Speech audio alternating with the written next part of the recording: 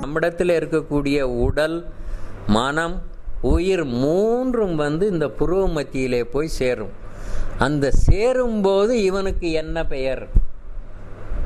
புருவ மத்தியிலே இந்த மூன்றும் ஒன்றித்து ஒன்றோடொன்று தொடர்பு ஏற்படுத்தி கொண்டிருக்கக்கூடிய விசார நிலைக்கு பேர் ஜீவாத்மன். அப்போதுதான் ஜீவாத்மனே வர்றான்.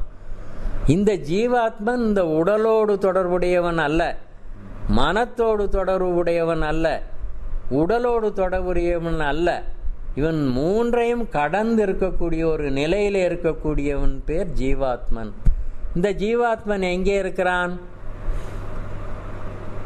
ஜீவாத்மன் எங்கே இருக்கிறான் என்றால், நம்மிடத்திலே மும்மலங்கள் இருக்கிறது. கண்மமலம், மாயாமலம். இந்த இரு மலமும் கடந்து மூன்றாவது மலமாகிய ஆணவ மலம் எங்கே இருக்கிறது? ஆன்மாவில் இருக்கிறது ஆணவ மலம்.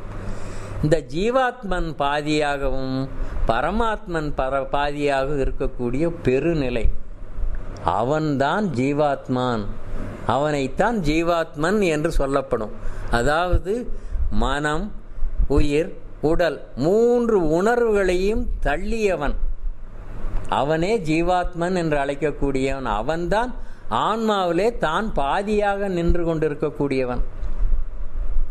அதைத்தான் வள்ளலார் முதல்ல புருவ மத்தியிலே இருந்து ஆரம்பித்து கொடுத்து நமக்கு அங்கே போய் சேருங்கடா, இதுதான் வழி, இதுதான் என்னுடைய வழி என்று நமக்கு சுத்த சன்மார்க்கத்தை கொடுத்திருக்கிறார் என்பதை இன்று புரிந்து கொள்ளுங்க.